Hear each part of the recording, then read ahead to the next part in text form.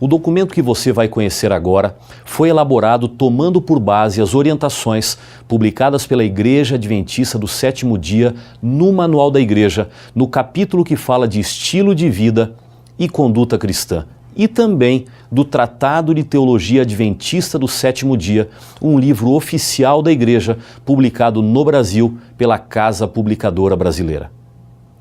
A Igreja Adventista do Sétimo Dia reconhece a importância do sacrifício de Cristo na cruz como preço pago pela nossa salvação. Deus, em seu infinito amor pelo mundo, deu o seu Filho unigênito para que todo aquele que nele crê não pereça, mas tenha vida eterna. Ele prova o seu próprio amor para conosco pelo fato de ter Cristo morrido por nós, sendo nós ainda pecadores, e nos convida a aceitar esse sacrifício de amor, a entregar-lhe totalmente a vida e a nascermos de novo em Cristo. A pessoa que passou por essa experiência com Jesus deve agora andar em novidade de vida, entregando-lhe todo o seu ser e todos os aspectos de sua vida. E assim, se alguém está em Cristo, é nova criatura. As coisas antigas já passaram, eis que se fizeram novas. Uma vida renovada leva o cristão a um alto padrão de comportamento, através de um estilo de vida que glorifique a Deus e que evidencie publicamente a fé e o compromisso que ele tem com Cristo Jesus. Dois ensinos bíblicos fundamentam a importância do estilo de vida para o cristão adventista. O primeiro, a restauração da imagem de Deus no ser humano. E o segundo, a missão profética específica da Igreja Adventista no final dos tempos. A restauração da imagem de Deus. Segundo as Escrituras, o ser humano foi criado à imagem e semelhança de Deus. Essa realidade foi manchada pelo pecado. E desde a queda, no entanto, Deus tem trabalhado pela restauração plena dessa imagem no ser humano através da redenção em Cristo Jesus e da atuação do Espírito Santo na vida e mente daqueles que respondem positivamente ao seu convite à salvação. Nesse processo de restauração, Deus chama seus filhos a um reavivamento e reforma através do compromisso com a santidade. Sede santos, porque eu sou santo. Sede perfeitos, como perfeito é o vosso Pai Celeste. Essas exortações bíblicas são muitas vezes mal interpretadas e usadas com base a um legalismo exigente e frio, comumente denominado de perfeccionismo. No entanto, no Sermão da Montanha, Cristo deixou claro que ser santo e ser perfeito, como Deus, é ser um canal divino da sua graça, amor e bondade aos seres humanos.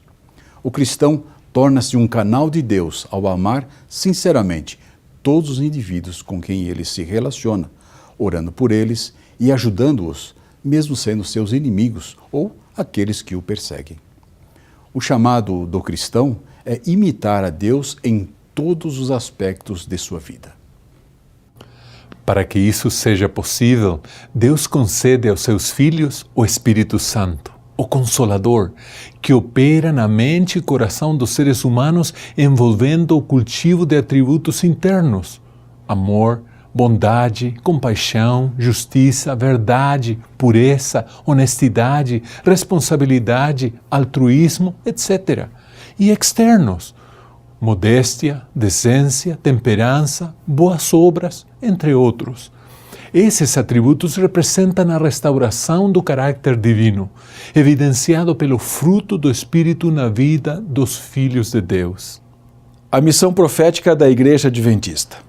O segundo ensino bíblico que realça a importância de um estilo de vida consagrado a Deus é a missão específica da Igreja Adventista do Sétimo Dia. Desde seus primórdios, os Adventistas do Sétimo Dia se consideram um movimento profético, com a missão especial de preparar um povo para a segunda vinda de Jesus. Este movimento foi profetizado em Isaías 40, de 1 a 5, como a voz do que clama no deserto, preparando o caminho do Senhor. Em Isaías 58, 12, como reparador de brechas e restaurador de veredas, que restabeleceria verdades bíblicas esquecidas, dentre as quais a santificação do sábado. Em Malaquias 4, de 4 a 6, como o Elias que antecederia a vinda do Messias. O cumprimento foi predito em Apocalipse 14, de 6 a 12, com a tríplice mensagem angélica pregada nos últimos dias da história humana pelos santos, os que guardam os mandamentos de Deus e a fé em Jesus.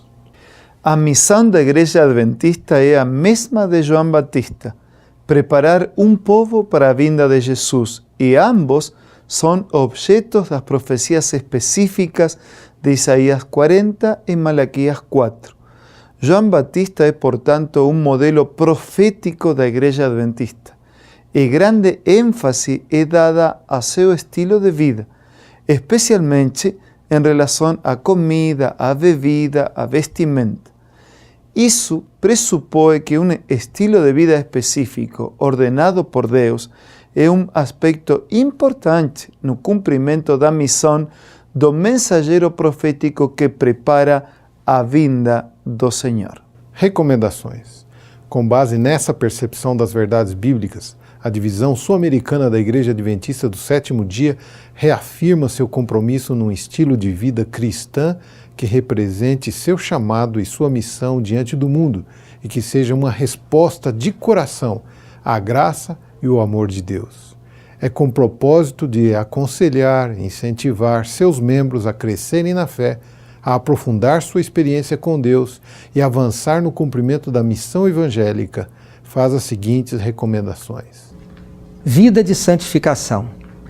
O cristão é chamado a consagrar a Deus todos os aspectos de sua vida. Como está escrito, por isto, cingindo o vosso entendimento, sede sóbrios e esperai inteiramente na graça que vos está sendo trazida na revelação de Jesus Cristo. Como cristãos da obediência, não vos amoldeis às paixões que tinhas anteriormente na vossa ignorância. Pelo contrário, segundo é santo aquele que vos chamou, tornai-vos santos também, vós mesmos, em todo o vosso procedimento, porque escrito está, sede santos, porque eu sou santo. Ao fazer a vontade do Mestre, precisamos chegar ao ponto de reconhecer plenamente o poder e a autoridade da palavra de Deus, quer ela concorde ou não com nossas opiniões pré-concebidas. Temos um perfeito livro-guia. O Senhor nos falou a nós, e sejam quais forem as consequências, devemos receber sua palavra e praticá-la na vida diária. De outro modo, estaremos escolhendo nossa própria versão do dever e fazendo exatamente o oposto daquilo que o nosso Pai Celestial nos mandou fazer. Crescimento espiritual. A santificação implica num contínuo processo de crescimento espiritual pela graça de Deus em Jesus, através da comunhão pessoal com Ele, pelo estudo da Bíblia, pela prática da oração e pelo testemunho pessoal. O alvo é chegar ao pleno conhecimento do Filho de Deus, a perfeita varonilidade, a medida da estatura da plenitude de Cristo, para que não mais sejamos como meninos, agitados de um lado ao outro e levados ao redor por todo o vento de doutrina, pela artimanha dos homens, pela astúcia com que induzem ao erro, mas seguindo a verdade em amor, cresçamos em tudo, naquele que é a cabeça, Cristo. Muitos têm a ideia de que devem fazer sozinhos parte do trabalho. Confiaram em Cristo para o perdão dos pecados, mas agora procuram por seus próprios esforços viver retamente. Mas qualquer esforço como esse terá de fracassar. De Jesus, sem mim, nada podeis fazer. João 15, 5. Nosso crescimento na graça, nossa felicidade, nossa utilidade, tudo depende da nossa união com Cristo. É pela comunhão com Ele todo dia, toda hora, permanecendo nele, que devemos crescer na graça. Pureza moral. Todo filho e filha de Deus deve conservar puros o coração e a mente, seguindo o modelo de Cristo. E a si mesmo se purifica todo o que nele tem esta esperança, assim como ele é puro. O cristão deve evitar e rejeitar tudo o que possa poluir sua mente e sua vida, levando-o a pecar. Duas exortações de Paulo servem para nortear suas escolhas. Portanto, quer comais, quer bebais, ou façais outra coisa qualquer, fazei tudo para a glória de Deus. Finalmente, irmãos, tudo que é verdadeiro, tudo que é respeitável, tudo o que é puro, tudo o que é amável, tudo o que é de boa fama, se alguma virtude há e se algum louvor existe, seja isto que ocupe o vosso pensamento. Recreação e mídia. Seguindo o princípio da pureza moral, o cristão deve evitar livros e revistas, programas de rádio, televisão, internet ou qualquer outro tipo de mídia, jogos ou equipamentos modernos, cujo conteúdo possa poluir sua mente e coração. Deve-se evitar tudo que induza ao mal e promova violência, desonestidade, desrespeito, adultério, pornografia, vícios de toda sorte, descrença, uso de palavrões e linguagem obscena, entre outras coisas. O cristão não pode conformar-se aos valores comuns de um mundo profundamente corrompido pelo pecado, mas deve ser transformado pelo Espírito, renovando sua mente a fim de experimentar a boa, agradável e perfeita vontade de Deus. Certos lugares públicos de diversão, tais como estádios esportivos, teatros e cinemas, em sua programação habitual são inapropriados para o cristão adventista. Vários fatores contribuem para essa avaliação negativa por parte da igreja. Dentre eles, primeiro, a falta de controle sobre o conteúdo que é apresentado ou o evento que está ocorrendo. Segundo, a psicologia de massa, que muitas vezes leva alguém a seguir em uma direção que de outro modo não o faria.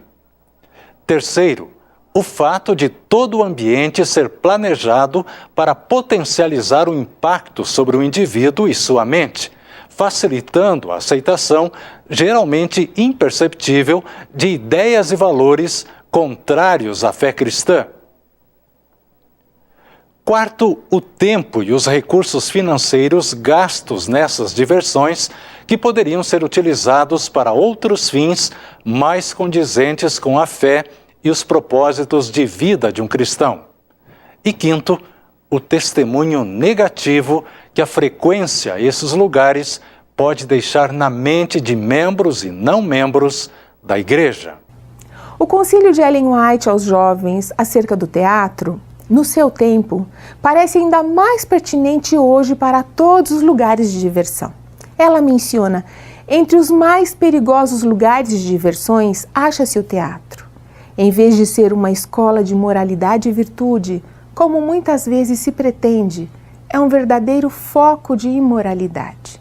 Hábitos viciosos e propensões pecaminosas são fortalecidos e confirmados por esses entretenimentos.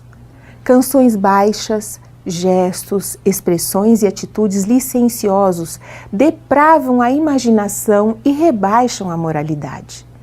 Todo jovem que costuma assistir a essas exibições se corromperá em seus princípios. O amor a estas cenas aumenta a cada condescendência, assim como o desejo das bebidas alcoólicas se fortalece com seu uso. O único caminho seguro é abster-nos de ir ao teatro, ao circo e a qualquer outro lugar de diversão duvidosa. A dança e os ambientes sociais, como boates e outras casas noturnas, são contrários ao princípio da pureza cristã, uma vez que excitam as paixões humanas, a luxúria e sedução. A dança é ainda comumente acompanhada do estímulo ao uso de bebidas alcoólicas, de drogas, da prática de violência e comportamento desenfreado. Sua promoção e prática não se harmonizam com os princípios cristãos adventistas, nem mesmo em um contexto particular, residencial ou em atividades espirituais e sociais realizadas pela igreja. A recreação através da música, seja ela religiosa ou não, também deve passar pelos critérios bíblicos da glorificação a Deus e qualidade do material em questão. Uma discussão detalhada deste assunto tão importante aparece nos documentos Filosofia Adventista do Sétimo Dia com relação à música e Orientações com relação à música para a Igreja Adventista do Sétimo Dia na América do Sul. Vestuário. O vestuário cristão é claramente orientado nas Escrituras pelo princípio da modéstia e da beleza interior, que implicam um bom gosto com decoro. Os adventistas do sétimo dia creem que os princípios acerca do vestuário, que aparecem em 1 Timóteo 2, 9 e 10 e em 1 Pedro 3, 13 e 4, em relação às mulheres cristãs, se aplicam também aos homens. O cristão deve se vestir com modéstia, decência, bom senso, evitando a sensualidade provocativa tão comum da moda e sem ostentação de ouro, pérolas ou pedras preciosas ou vestuário dispendioso. Esse princípio deve aplicar-se não apenas a roupas, mas a todas as questões que envolvem a aparência pessoal e seus enfeites. Tudo deve evidenciar a riqueza do homem encoberto no coração, no traje incorruptível de um espírito manso e quieto, que é precioso diante de Deus. O caráter de uma pessoa é julgado pelo aspecto do seu vestuário. Um gosto apurado, um espírito cultivado, revelar-se-ão na escolha dos ornamentos simples e apropriados. É justo amar e desejar a beleza. Deus, porém, deseja que amemos e procuremos primeiro a mais alta beleza, aquela que é imperecível. As mais seletas produções da perícia humana não possuem beleza que se possa comparar com a beleza do caráter, que à sua vista é de grande preço. Joias e ornamentos. Os princípios bíblicos da modéstia e da beleza interior, que aparecem em 1 Timóteo 2,9 e 1 Pedro 3,3, deixam bem claros que o cristão deve abster-se do uso de joias e de outros ornamentos como bijuterias e piercing e de tatuagens. Segundo a exortação bíblica, o cristão deve levar uma vida simples, sem ostentação, evitar despesas desnecessárias e estar livre do espírito de competição tão comum na sociedade. Esses princípios se aplicam às joias ornamentais. As joias funcionais, usadas segundo o contexto sociocultural, também devem seguir os mesmos princípios. Para o cristão, a autoestima e a valorização social estão fundamentadas no fato de o ser humano ter sido criado à imagem de Deus, de cada indivíduo ser dotado de dons e talentos que lhe são únicos, e, sobretudo, por ele ter sido resgatado do pecado, pelo mais alto preço possível no universo, o precioso sangue de Cristo. A busca de autoestima e valorização social por meio do uso de joias ou ornamentação externa conflita com a profunda experiência cristã que Deus deseja para seus filhos e filhas. Apesar de vários personagens bíblicos terem usado joias, o texto bíblico deixa claro que o seu abandono caracteriza um movimento de total reavivamento e reforma espiritual do povo de Deus.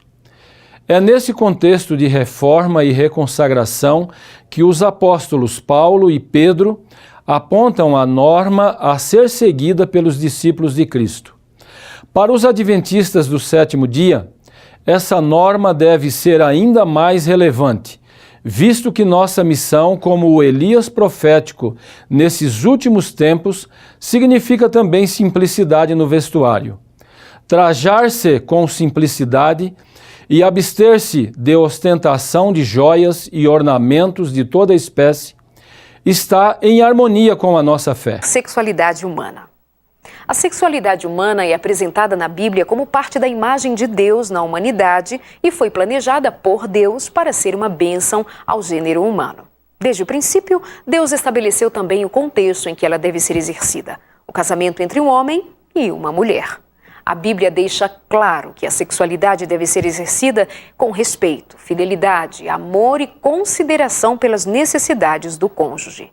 O fiel adventista deve evitar também o julgo desigual, relacionando-se afetivamente e unindo-se em matrimônio somente com alguém que compartilhe a sua fé. As Escrituras claramente classificam como pecado as diferentes formas de sexo fora das diretrizes divinas, como o sexo pré-marital, a violência sexual, o adultério ou sexo extraconjugal, a prostituição feminina ou masculina, a relação com pessoas da mesma família ou crianças, a relação entre pessoas do mesmo sexo, o travestismo e a relação sexual com animais.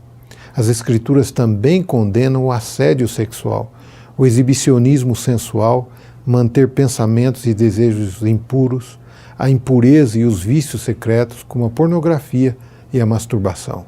O argumento comum de que muitos desses comportamentos sexuais não eram aceitos na antiguidade, quando a Bíblia foi escrita, mas que hoje são socialmente aceitos e, portanto, podem ser até mesmo praticados pelos cristãos, demonstra falta de conhecimento da realidade entre os povos vizinhos do antigo Israel.